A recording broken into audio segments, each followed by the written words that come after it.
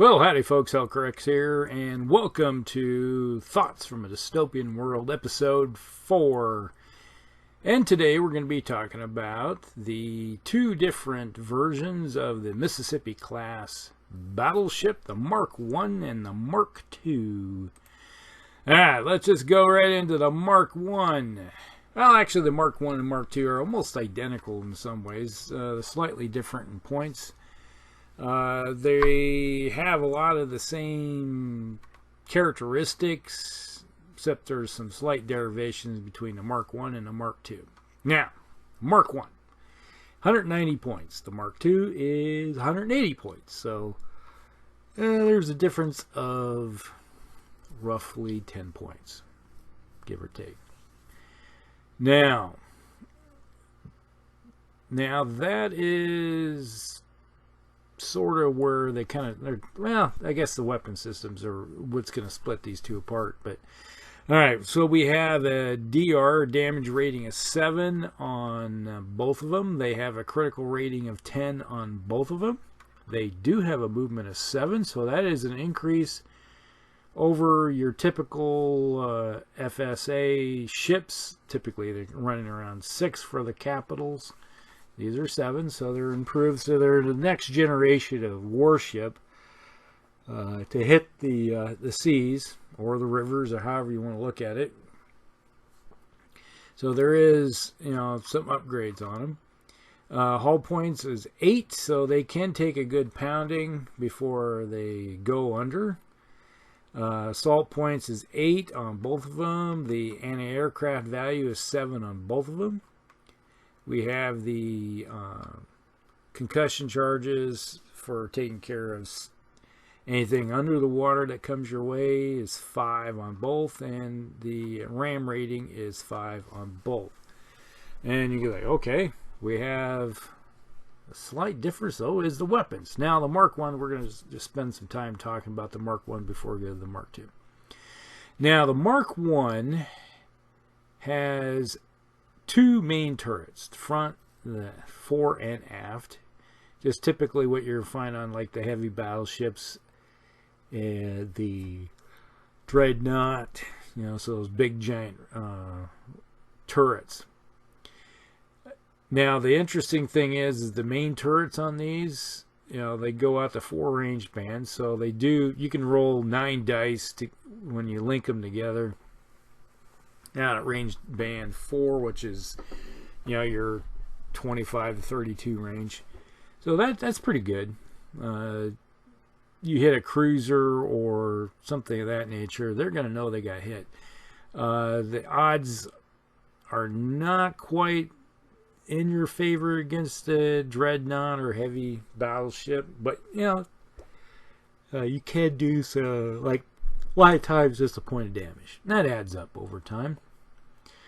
There's kind of the sweet spot for this ship is range band 2 and 3, because if you get into range band 2, you're throwing 15 dice. If you're in range band 4, you're throwing 12 dice with those linked turrets. So that's not bad.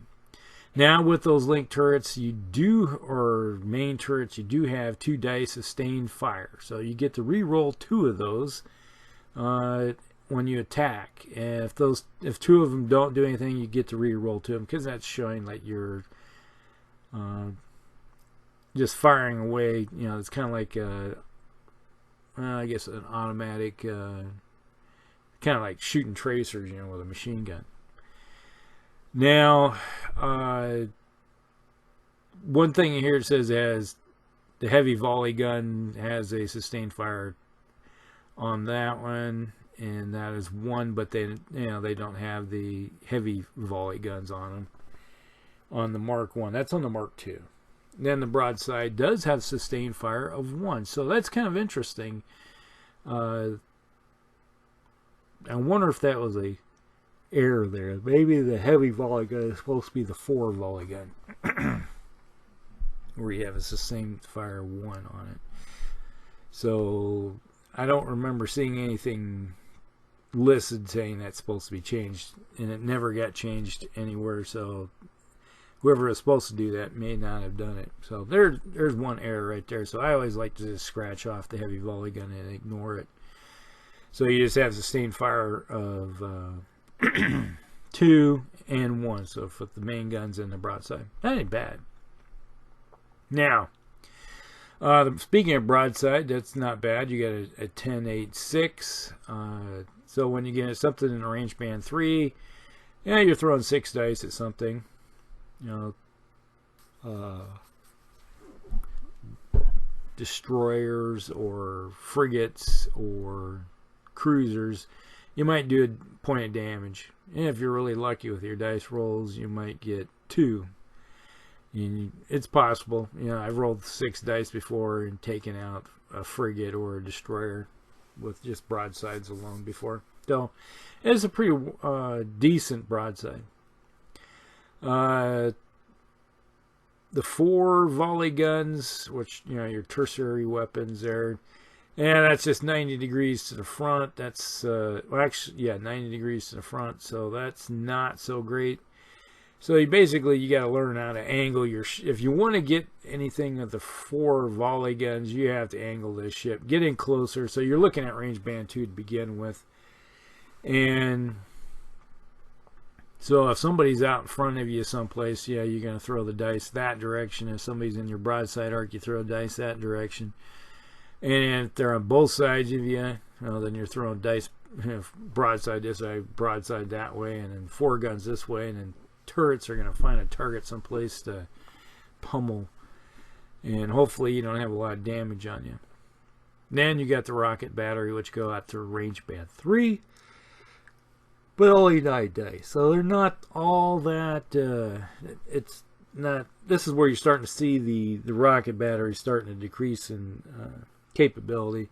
But still, 9 dice is not bad for a 360 degree weapon system, which is nice about the rocket batteries. Okay, now, one thing you can do with this ship, the crew rating on this one is regular, but for 15 points you can upgrade him to elite. So if you're one of those people that like to do hit and run tactics with your crew and do assaults across, so if you see anybody that has low crew on board, you can send all 8 over and hopefully take the ship and then, you know, do what you need to do as a war prize or scuttle or whatever it may be, or do a hit and run and take out some type of, like, say, shield generator or some type of critical system, you know, attack. So that was for 15 points. So it is kind of worth it if you're one of those type of people, but that, you know, you're running your ship up to 205 points. But for 205 points, yeah, you have if that's your mindset, that's not a bad deal. And now, the one interesting thing here is it has an external shield generator for 3, so you get to re-roll 3 dice to knock down whatever attacks that come your direction. But that is at the expense of the rocket battery. So if you like to protect your ship, the rocket battery is not going to be around. So that's kind of a foregone conclusion with this version. And the this model has barrage with the, so lay down a template basically with the rockets. So that isn't a bad. So if, like, shore bombardment type of deal, or hitting a area, it's like an area effect weapon system. So that's not bad.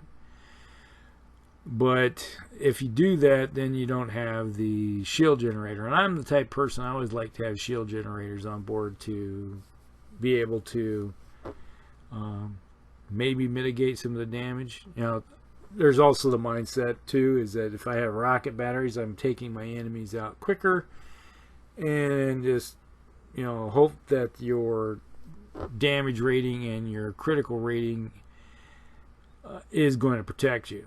But you can't always guarantee that, because you're going to be running against battleships and other squadrons. You get a squadron of for frigates, they're going to do some major damage to somebody. And you can't always guarantee that you're going to be protected. And now if you throw some Springfields on board this thing, you know, there's kind of a bodyguards to help out with the anti-aircraft role or anti-submarine type, anti-torpedo role, might help. Depends on who you're facing too. If you got somebody that has fast torpedoes, then yeah, you're kind of just on your own in a way. Now, that's pretty much the battleship, the Mississippi class Mark 1 battleship. Alright, now let's flip her over here to the Mark 2. 180 points, like I said before. Crew is aggressive, so they like to get out there and just, they're kind of tear things up. So that is an interesting aspect of it, for if you decide to do the boarding action. Now, the difference between the Mark 1 and the Mark 2, the Mark 2 has heavy volley gun batteries. This is basically an anti-aircraft platform.